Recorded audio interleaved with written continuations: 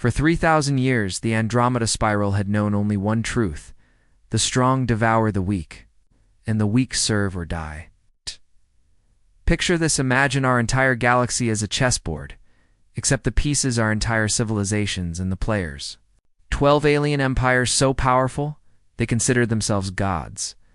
The Krathan Empire ruled the northern sectors with fleets of obsidian battlecruisers, each one the size of Manhattan, bristling with weapons that could crack moons in half. Hooray! Supreme Overlord Thane sat on a throne made from the crystallized bones of extinct species, his insectoid form draped in the banners of 1,000 conquered worlds. Every morning he would review reports of new colonies enslaved, new resources stripped, new civilizations ground to dust beneath his iron heel. But wait, it gets worse. The Vex Collective controlled the eastern arm through sheer numbers. There, swarm ships moved like angry hornets, millions of small craft guided by a single hive mind that felt no pain, no fear, no mercy. They didn't just conquer worlds, they consumed them, turning entire populations into more drones for their endless expansion. The Collective's Queen Mind boasted that she could field more ships than there were stars in the sky. And then there were the Nethran dynasty. Now here's where things get really terrifying. These beings didn't just bend metal and energy to their will, they bent reality itself.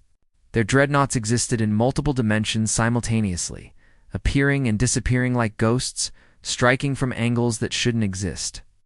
Emperor Vextel the Eternal had ruled for over 15 centuries, his consciousness spread across a fleet of reality-warping vessels that made the laws of physics weep. 9 other empires rounded out this cosmic nightmare, each one an apex predator in its own right. The Zephyr with their crystal ships that sang death songs, the Morden whose vessels fed on the life force of their enemies, the Gethkari who turned entire star systems into weapons. For 3 millennia, these 12 powers had played their game of cosmic chess, carving up the galaxy like a Thanksgiving turkey. Smaller civilizations? They were nothing more than pawns, resources to be harvested, obstacles to be eliminated. The Dominion had created a perfect system of eternal war and endless conquest. But you know what they say about perfect systems there? Perfectly vulnerable to the one thing they never see coming. On a Tuesday morning that would reshape the galaxy forever, something impossible happened. Deep in the Dominion's quantum communication network, protected by barriers that could stop the thoughts of gods, a signal appeared. It was crude, primitive, using technology so outdated it might as well have been smoke signals. "This is Captain Jake Morrison of the Terran Defense Force. We know you're out there. We're coming." The message lasted exactly 17 seconds. But in those 17 seconds, the universe shifted on its axis. Supreme Overlord Thane was in the middle of his morning briefing when the transmission reached his command center. His War Counselor collection of the most feared military minds in the galaxy stood frozen as the words echoed through their crystalline chamber. The silence that followed was deafening. Then Thane began to laugh. His mandibles clicked in amusement. As he studied the primitive signals data stream, "Another insect colony thinks it can challenge gods," he hissed, his voice carrying the authority of 3,000 years of unquestioned dominance. How refreshing. It's been decades since we've had proper entertainment. His tactical advisor, War Marshal Kethver, analyzed the transmission's origin point. "The signal comes from the Outer Rim, my lord. Sector 7749 Alpha, a backwater system orbiting a yellow dwarf star. Our records show no significant civilizations in that region." Then they're about to learn why our records are so incomplete. Thane replied, his compound eyes gleaming with predatory anticipation. "Send the Void Reapers. Let them serve as an example to any other primitives who might be watching." But here's where the story takes a turn that would make even the most seasoned war veterans' hands shake. When the Krathon scouts reached the signal's origin, a system so insignificant, it didn't even have a proper name in their databases, they found something that made their warrior blood freeze in their veins. The third planet from the yellow star wasn't just inhabited, it was burning. The entire world pulsed with the light of 1,000 suns, its surface scarred by nuclear fire, so Intense, it could be seen from 3 systems away. Continents bore the marks of wars that had raged for generations. Cities rebuilt over the ashes of their predecessors. Oceans boiled away and reformed in cycles of destruction and renewal. And rising from that hellscape came ships. They were ugly. Things that Krathen scouts reported back in voices tight with something uncomfortably close to fear. Built from steel and rage, bristling with weapons that violated every principle of civilized warfare. These weren't the elegant vessels of advanced civilization they were. Hammers forged in the fires of endless conflict. The human ships moved with a purpose that sent chills down alien spines. Their hulls bore scars that spoke of battles fought and won, dents and burns that had been repaired but never polished away. These weren't pristine warships fresh from peaceful shipyards. They were weapons forged in the crucible of perpetual war. But wait, the real shock was yet to come. As the Krathen scout vessels approached for a closer look, thinking they were observing another primitive species destroying itself, a voice crackled across their communications array. It was clear, confident, and carried an edge that made seasoned warriors reach for their weapons. Krathen vessels. This is Admiral Rebecca Stone of the Terran Defense Force. You have 30 seconds to withdraw from our system, or we'll show you what humans do to uninvited guests. The scout's commander, a veteran of 100 conquests, found himself doing something he hadn't done in 3 centuries of warfare. He gave the order to retreat, as the Krathen vessels fled back to their empire. Their sensor arrays recorded something that would haunt the Dominion's nightmares for generations to come. The human ships didn't pursue, they simply watched, their weapons tracking the retreating vessels with mechanical precision. And in that moment of cosmic silence, the galaxy's 12 ruling empires received their first taste of something they hadn't felt in 3,000 years, fear. But this was just the beginning. The real question isn't whether humanity could challenge the Dominion, it's whether the galaxy was ready for what happened when a species that had spent its entire existence at war with itself finally turned its attention to the stars. The scouts carried with them the first whisper of terror that would soon consume the galaxy. But they also carried something else, the knowledge that somewhere in the vast darkness, a sleeping giant had finally opened its eyes. Want to discover how small actions can create galaxy-shaking results? Check out my next video about the incredible power of compounding, where tiny changes create massive transformations over time. The same principle that built human civilization from a single world might just transform your own life in ways you never imagined. You know what happens when a bully gets punched in the mouth for the first time? They don't just get angry, they get absolutely furious. And that's exactly what happened when Supreme Overlord Thane received the reports from his retreating scouts. Picture this, the most powerful warlord in the galaxy, sitting on his throne of crystallized bones, listening to his veteran commanders stammer about how they'd been forced to retreat by a species that shouldn't even have spaceflight. The silence in that war room was so thick, you could cut it with a plasma blade. Thane's mandibles clicked with the kind of rage that had incinerated entire solar systems. "Retreat?" he hissed, his voice dropping to a whisper that made his general's exoskeletons rattle. "My void, R-E-A-P-E-R-S. Retreated, ... Tritted, ... from insects. But here's the thing about tyrants. They never learn the right lessons from their mistakes.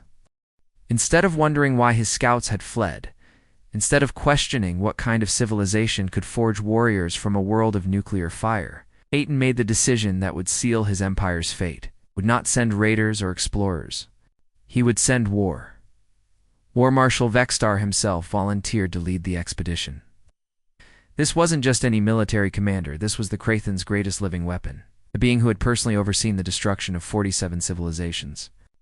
His battle record was written in the ashes of dead worlds. His flagship, the Annihilator, had never retreated from a single engagement. "Assemble the 3rd Battle Fleet," Vextar commanded, his forearms moving in the ritual gestures of absolute war. 500 vessels. We will turn their world into a monument to Krathen supremacy. 500 ships. Let that number sink in for a moment. Each Krathen battlecruiser was a kilometer of pure destruction, armed with weapons that could shatter continents. 500 of them moving in perfect formation through hyperspace. Their destination, the total annihilation of humanity. The journey took 3 days. For 3 days, Vexstar visualized the coming slaughter, planning how he would broadcast the destruction across the galaxy as a warning to any other species foolish enough to challenge the Dominion. But you know what they say about the best-laid plans. ... When the Krathen Armada dropped out of hyperspace at the edge of the Sol system, they expected to find a terrified planet, its primitive defenders cowering behind whatever pathetic fortifications they could muster. Instead, they found something that made even Vexstar's warrior heart skip a beat. The system was empty. No orbital platforms, no defense stations. No massive fleets arrayed in desperate formation. It's just the cold silence of space and the distant glow of a yellow star that seemed to mock their arrival. "Scan the system," Vexstar ordered, his confidence beginning to crack. "Find their hiding places. Find their cities. Find something." That's when they detected it, a single contact, hanging in the void like a challenge written in steel and fire.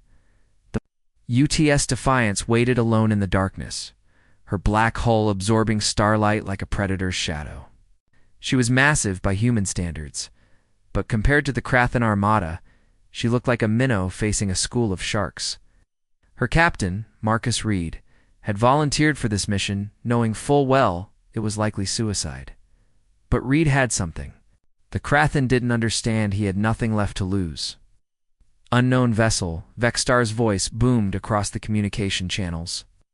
"Carrying the authority of 3,000 years of conquest, you are outnumbered 500 to 1. Down your weapons and prepare to be boarded. Your compliance will make your death swift." The response came back immediately, delivered in a voice that carried the casual confidence of a man who had stared death in the face. So many times they'd become old friends. "This is Captain Marcus Reed of the UTS Defiance. You want to know what humans do to uninvited guests? Come and find out." What happened next redefined the very concept of audacity in galactic warfare. Reed opened fire first. Nuclear torpedoes streaked across the void like angry stars, each one carrying enough destructive force to level a city. The Krathen fleet, caught off guard by the sheer insanity of a single ship attacking an entire armada, scrambled to respond. "All ships, this is Reed." His voice boomed across every communication channel in the system. "They want to dance? Let's give them a war they'll never forget." The Defiance dove into the Krathen formation like a shark among minnows, her plasma cannons tearing through energy shields that had never been breached in 3 centuries of warfare.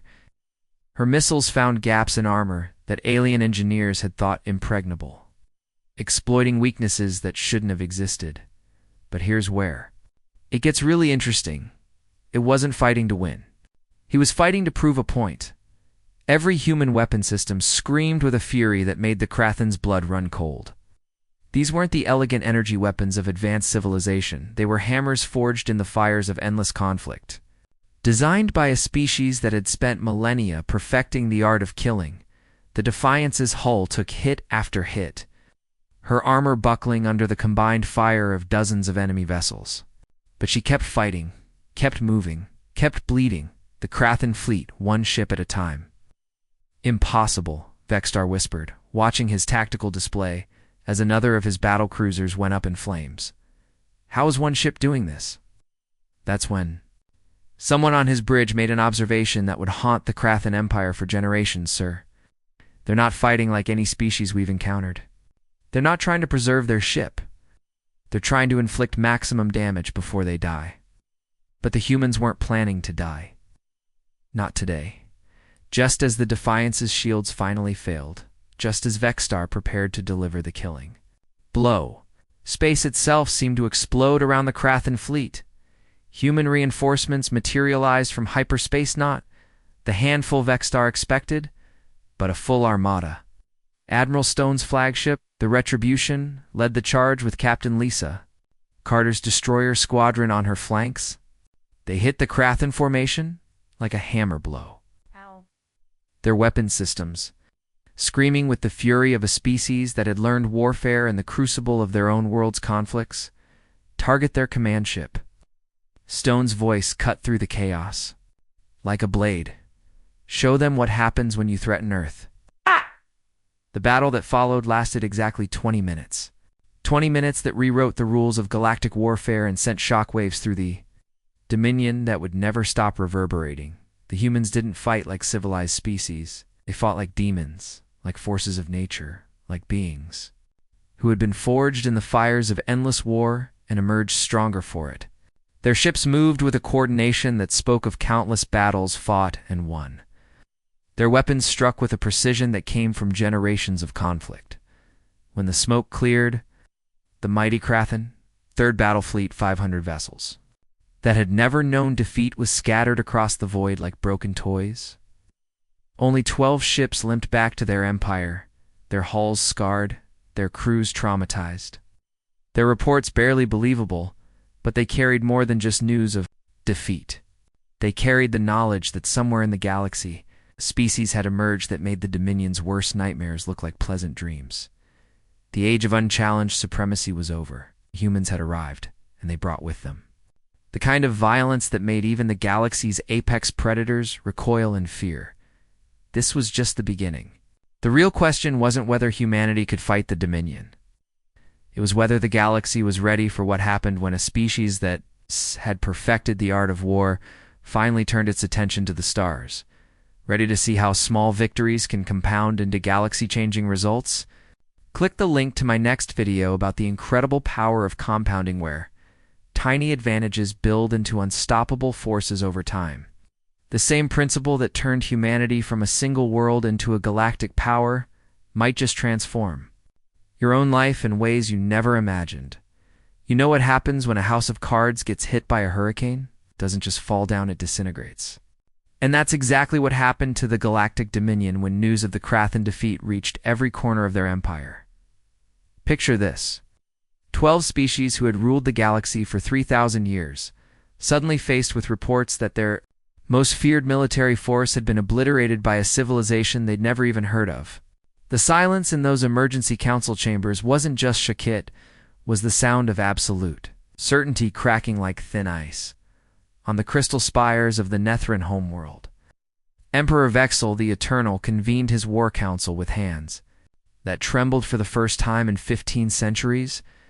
On the hive worlds of the Vex Collective, millions of drone minds buzzed with confusion as their queen processed the impossible data. The Zefta Empire's crystal singers fell silent, their harmonic frequencies disrupted by the discord of fear. "This cannot be accurate," whispered Supreme Chancellor Morthok of the Gethkari Federation, his tentacles writhing as he studied the battle reports. 500 Krathon vessels do not simply disappear. But the evidence was undeniable. 12 surviving ships, their hulls scarred by weapons that shouldn't exist. Their crews babbling about human tactics that violated every principle of civilized warfare. The Krathen Empire, proud and undefeated for millennia, had been humbled by a species that most of the Dominion didn't even know existed. And that's when the humans made their next move. One that would prove they weren't just lucky fighters, but strategic geniuses. While the Dominion leadership spent weeks debating, arguing, and trying to explain away the impossible, human fleets were already moving, not toward the heavily defended core worlds where the great powers expected them, but toward something far more dangerous to the established order, the contested zones. These were the galaxy's forgotten regions, the lawless territories where the Dominion had fought their proxy wars for centuries. Worlds too poor to be worth conquering, too distant to be properly controlled, too weak to matter in the grand scheme of galactic politics. The perfect breeding ground for revolution. Lieutenant Colonel David Park led the first liberation mission, and what he found in the Vex prison colonies would have made hardened veterans weep. Entire species reduced to slavery, their children born in chains, their cultures systematically erased.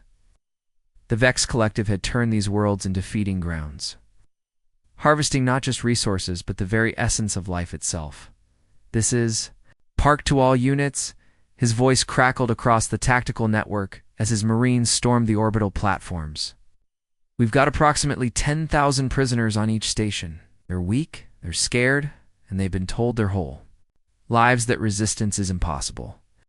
His assault troops moved through the prison hulks like avenging angels, their weapon systems cutting through Vex defenses that had never been seriously challenged.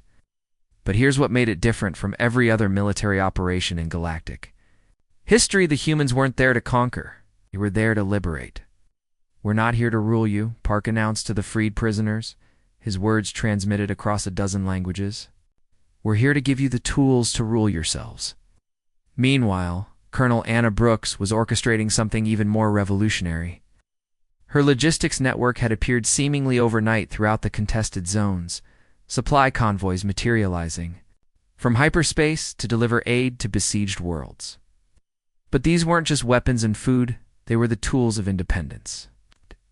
"How are they doing this?" demanded Nethron, Warlord Zethka, during an emergency session of the Dominion Council. "Our best intelligence networks took centuries to establish. These humans have built a supply chain across half the galaxy in a matter of weeks." The answer was both simple and terrifying. The humans weren't trying to build an empire. They were trying to tear one down. Brooks' convoys didn't just deliver supplies, they delivered hope. Manufacturing equipment to planets that had been strip-mined, medical supplies to worlds ravaged by Dominion biological weapons, communications erased to species that had been isolated for generations. Each delivery came with the same message: you are not alone. You are not forgotten. You are not powerless. But it was Commander Ryan Walsh who truly struck fear into the heart of the Dominion. His stealth ships had become ghosts in the void, haunting enemy supply lines like predators, stalking prey. The Dominion's vast logistics network, built over millennia of careful planning, was suddenly under attack from an enemy that could strike anywhere and vanish without a trace. "They're not fighting like any species we've encountered," Zethka reported during a tense council session, his voice tight with something uncomfortably close to panic. "They don't want territory or resources. They want to burn down everything we've built." And that's when the Vex Collective's Hivemind Prime made an observation that sent chills through every Dominion leader. "Their tactics are ... chaotic, unpredictable. They sacrifice tactical advantage for strategic positioning. They lose battles to win wars." But Y2 thought the military victories were scary? The real terror was in the data. Human industrial capacity was growing exponentially, but not in the way the Dominion expected. They weren't building traditional shipyards or manufacturing centers. They were turning entire star systems into weapons of war, and they were doing it with a speed that defied every economic model in the galaxy. Captain Tyler Adams had taken the asteroid belt of the Rigel system and converted it into something that gave Dominion strategists nightmares: a missile battery that could target ships across 3 light years. Every rock, every chunk of ice, every piece of space debris had been fitted with engines and warheads. The entire system had become a weapon pointed at the heart of Dominion space. "How is this possible?" whispered the Gethkari Supreme Chancellor, studying the intelligence reports with growing horror. The engineering required, the coordination, the sheer audacity... Major Sarah Wilson had taken it one step further. She'd converted a gas giant in the Centauri system into a fuel depot that could supply an entire fleet. Not just any fuel depot, one that could refuel ships while they were still in hyperspace, creating a logistics network that moved faster than the speed of light itself. The humans weren't just fighting the Dominion, they were rewriting the rules of galactic warfare while they fought. Every engagement taught them something new. Every victory made them stronger. Every defeat only seemed to make them more determined. "They fight like they have nothing to lose and everything to gain," observed the Zephyr Empire's Warsinger Prime, her crystal voice harmonizing with frequencies of pure dread. But that's not accurate. They fight like they've already lost everything and are determined to make their enemies pay the price.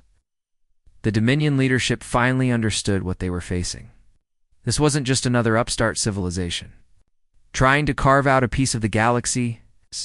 This was a species that had been forged in the fires of endless conflict, tempered by centuries of warfare and driven by something the Dominion had never encountered: the absolute refusal to accept defeat. The humans had spent their entire existence fighting each other, learning from every mistake, adapting to every challenge.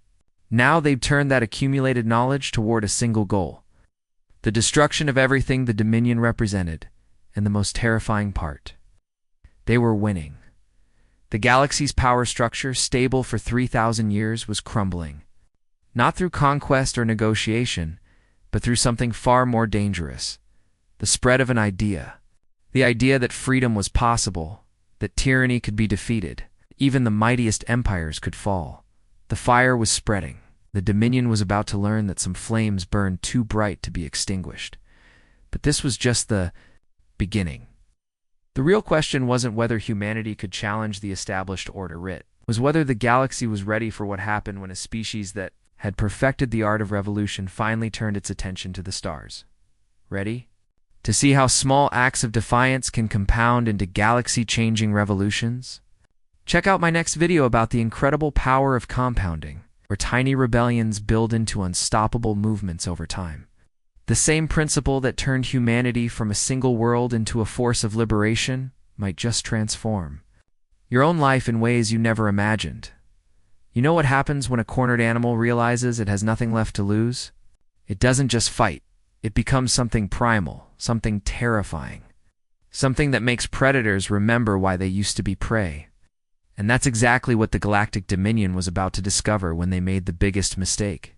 In 3,000 years of galactic history, picture this: 12 species who had ruled the galaxy through fear and overwhelming force, watching their empire crumble as world after world declared independence. The liberation movements weren't just spreading, they were accelerating, each victory inspiring 10 more uprisings. The Dominion's response? They decided to cut off the head of the snake. Supreme Overlord Thane stood before the assembled representatives of all 12 member species, his mandibles clicking with the rhythm of absolute determination. "Enough," he declared, his voice carrying across the massive war chamber. "We end this rebellion at its source. We destroy Earth and every human in the galaxy. We remind the universe why we rule." What followed was the largest military mobilization in galactic history. 12,000 vessels, each one a masterpiece of alien engineering, each one carrying enough firepower to level continents. The Krathan Empire contributed their remaining battlecruisers, their hulls painted with the ashes of dead worlds. The Vex Collective deployed their swarm fleets, millions of drone ships guided by a single, implacable will. The Nethron dynasty brought their reality-bending dreadnoughts, vessels that existed in multiple dimensions simultaneously. But here's where it gets interesting. Every other member species contributed their most advanced warships too. The Zephyr, crystal singers, their hulls resonating with death frequencies. The Morden Life Eaters, their vessels pulsing with stolen essence. The Gethkar Federation ships, bristling with weapons that could unravel matter itself. This wasn't just a military operation. This was a statement written in fire and plasma: defy the Dominion and face total annihilation. The journey to Earth took 2 weeks. 2 weeks of the largest armada in galactic history moving through hyperspace like a tsunami of destruction. Psychological warfare had already begun. Long-range sensors across the galaxy detected the massive fleet, and the message was clear. This is what happens to those who challenge the natural order. But you know what they say about the best-laid plans, ... When the Dominion armada dropped out of hyperspace at the edge of the Sol system, expected to find a desperate Earth, its defenses scattered, its people cowering in underground bunkers. Instead, they found something that made even the most battle-hardened veterans question their sanity. Earth wasn't alone. The human fleet had swollen to impossible numbers. But these weren't just Earth ships. The void around humanity's homeworld was filled with vessels from dozens of liberated worlds, each one bearing the scars of their own fight for freedom. The Regellian Defense Corps flew their distinctive blue and silver fighters, their hulls gleaming with the pride of a species that had thrown off the chains of slavery. The Centauri Rebellion ships were painted with the scars of a dozen victories. Each dent and burn mark a badge of honor. "This is impossible," whispered Nethron, Warlord Zethka, staring at his tactical display. These species were scattered across the galaxy. How did they coordinate this? The answer came from Admiral Rebecca Stone herself, her voice carrying across the void as the two massive fleets faced each other in the cold darkness of space. "This is Admiral Stone of the Terran Alliance. You've come to our home expecting to find us afraid. Instead, you'll find us ready." Behind her words was something the Dominion had never encountered, the sound of species that had chosen to stand together, not because they were forced to, but because they believed in something bigger than themselves. The free colonies of Kepler had sent their mining vessels, converted into ram ships that could punch through battlecruiser armor. The Altair Liberation Front deployed their stealth corvettes, small and fast enough to slip through the gaps in Dominion formations. The Vegan Independence Fleet brought their heavy cruisers, their hulls adorned with the symbols of their newfound freedom. "How many ships are we facing?" Supreme Overlord Thane demanded, his compound eyes reflecting the light of thousands of enemy vessels. "Approximately 15,000. "My lord," his tactical officer replied, his voice tight with something uncomfortably close to fear. "But the readings are... unusual. Many of these vessels appear to be civilian ships that have been weaponized." That's when Captain Jake Morrison, now commanding the massive battleship Fury, decided to end the standoff. His voice rang across the tactical networks with the anger of a species that had been underestimated one too many times. "All ships, weapons free. Show them what happens when you threaten our home." The battle that followed didn't just rewrite the rules of galactic warfare, it threw the rulebook out the airlock, set it on fire. The humans and their allies didn't fight like civilized species. They fought like beings who had nothing left to lose and everything to gain. When ammunition ran low, ships rammed enemy vessels, their crews shouting battle cries that echoed across the void. When fighters were shot down, pilots ejected from their dying craft and detonated their personal reactors inside enemy hangars, turning themselves into weapons of last resort. "They're insane," gasped a Vex collective drone commander, watching human Marines board his capital ship through hull breaches they'd created with their bare hands. "They're fighting like they want to die." But that wasn't accurate. The humans weren't fighting like they wanted to die. They were fighting like they'd already accepted death, decided to make their enemies pay the ultimate price for every inch of space. Commander Ryan Walsh's stealth ships became ghosts in the battle, appearing behind enemy lines to strike at command vessels before vanishing into the chaos. His words echoed across the tactical networks. "We didn't come this far to lose now. Every ship, every pilot, every Marine, give them everything." The Dominion fleet found itself facing something they'd never encountered. Enemies who treated their own lives as ammunition. Human boarding parties fought deck by deck through alien capital ships, their weapons systems screaming with the fury of a species that had learned warfare in the crucible of endless conflict.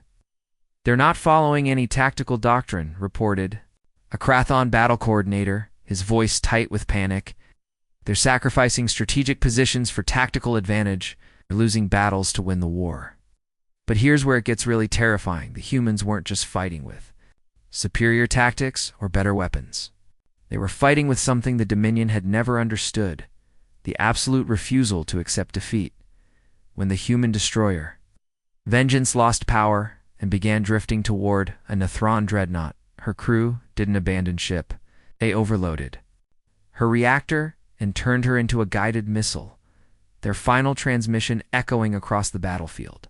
For Earth, for freedom, for every world that dares to dream.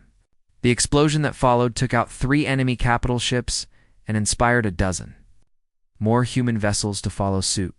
The battle raged for 18 hours. 18 hours of the most brutal, chaotic, and desperate fighting the galaxy had ever witnessed. Ships burned like stars, debris fields spread across light minutes of space, and the void itself seemed to scream with the fury of civilizations at war. But when the smoke cleared and the tactical displays finally stabilized, the impossible had happened. The largest fleet in galactic history, 12,000 vessels, representing the combined might of the Dominion, had been broken against the will of a species that refused to kneel. The survivors limped back to their home systems, carrying with them the knowledge that the age of unchallenged supremacy was over. The galaxy had changed, and there was no going back. But this was just the beginning. The real question wasn't whether humanity could defeat the Dominion and battle it. It was whether the galaxy was ready for what happened when a species that had perfected the art of revolution finally achieved victory. Ready to see how small acts of courage can compound into galaxy-changing victories? Check out my next video about the incredible power of compounding, where tiny moments of bravery build into unstoppable forces over time. The same principle that turned humanity from a single world into a galactic alliance might just transform your own life in ways you never imagined. You know what happens when a 3,000-year-old empire built on fear and oppression finally meets its match? It doesn't just fall, it shatters into a million pieces, each one carrying the seeds of something entirely new. And that's exactly what happened when the smoke cleared over the Sol system and the galaxy realized that everything they thought they knew about power was wrong. Picture this: the debris fields stretching across light years, the twisted wreckage of 12,000 Dominion warships drifting in the void like monuments to fallen tyranny, the largest fleet in galactic history reduced to scrap metal and bitter memories. Of those 12,000 vessels that had come to destroy humanity, less than 2,000 limped back to their home systems, their hulls scarred, their crews traumatized, their commanders broken. But here's the thing about history: it's not written by the victors. It's written by those brave enough to change the story. The survivors carried with them more than just news of military defeat. They carried a message that would echo through the galaxy for generations. The age of the Dominion was over. Not because they'd been conquered, but because they'd been proven. Irrelevant, Supreme Overlord Thane sat in his crystal throne room, staring at the tactical reports with eyes that had seen the impossible become reality. His greatest generals, beings who had never known defeat, stood before him with heads bowed in shame. The Krathan Empire's finest military minds reduced to stammering explanations for the inexplicable. How was all he could whisper. How does a primitive species destroy the combined might of 12 empires? But the real victory wasn't happening on battlefields or in throne rooms. It was happening in living rooms, on street corners, in the hearts and minds of billions of beings who had just witnessed something they'd been told was possible. Tyrants could be defeated. Admiral Rebecca Stone stood on the bridge of the Retribution, her battle-scarred uniform reflecting the cost of victory. Behind her, through the massive viewports, stretched the combined fleet of the Terran Alliance, thousands of ships from hundreds of worlds, each one a testament to the power of choice over compulsion. "People of the galaxy," she began, her voice carrying across quantum transmitters to every inhabited world in known space. "For 3,000 years, you've been told that strength comes from dominance, that peace requires submission, that freedom is a luxury only the powerful can afford." Her words reached worlds that had never heard such ideas spoken aloud. On Vex slave worlds, where beings had been born in chains, children looked up from their labor with something they'd never felt before: hope. On Krathan territories, where entire species had been ground beneath iron heels, rebels who had hidden in shadows began to emerge into the light. Captain Jake Morrison joined her on the bridge, his scarred face telling the story of humanity's journey from a single burning world to the stars themselves. "We're here to tell you that's a lie," he said, his voice carrying the authority of someone who had stared into the abyss and refused to blink. "We've seen what happens when people fight for something bigger than themselves. We've seen what's possible when you refuse to kneel. And that's when something beautiful began to happen across the galaxy, something the Dominion had spent 3 millennia trying to prevent. The response was immediate and overwhelming. The Altair colonies, who had suffered under Nethran occupation for 6 centuries, declared independence within hours of the broadcast. Their message was simple: we choose freedom. The vegan systems, strip-mined and enslaved by Krathan overlords, rose up in coordinated rebellion. The Centauri cluster formed their own defense pact, their combined fleets moving to protect worlds that had never known protection. But wait, it gets even better. These weren't just military victories or political declarations. These were entire civilizations waking up from a nightmare and choosing to dream instead. The Rigelian mining colonies stopped sending tribute to their Morden masters and started building schools.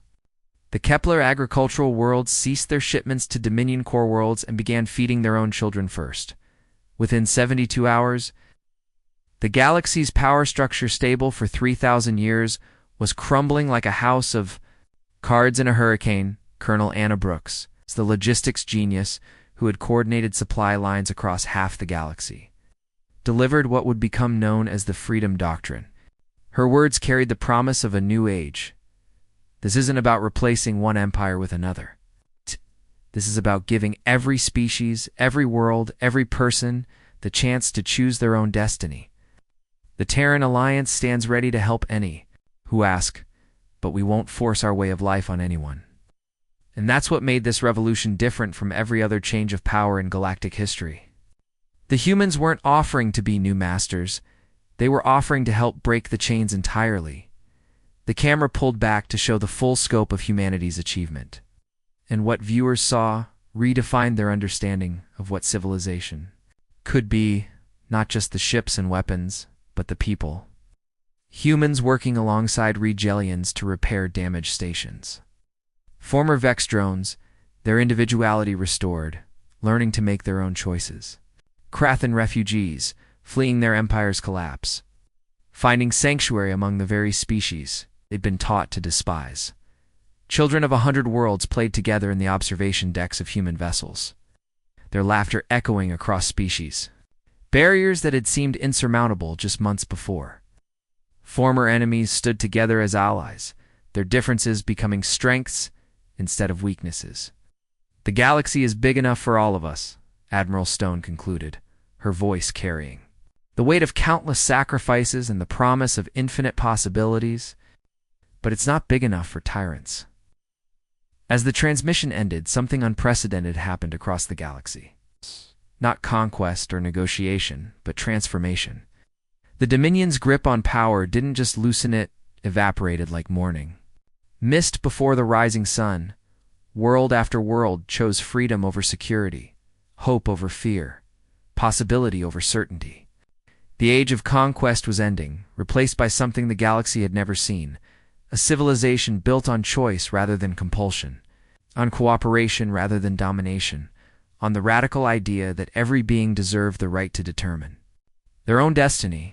And in the depths of space, human ships continued their patrols, not as conquerors or rulers, but as guardians of a new order that would light the way for countless generations to come. They carried with them the message that had started it all. We know you're out there, and we're coming not to conquer, but to liberate. The galaxy had shaken when humanity entered the fight. Now, it would never be the same. The age of empires was over. The age of choice had begun. But here's the most incredible part: this transformation didn't happen because of superior weapons or better tactics. It happened because a single species refused to accept that things had to stay the way they'd always been. They proved that even the mightiest systems could be changed by those brave enough to try. Ready? To see how small changes in your own life can compound into extraordinary transformations?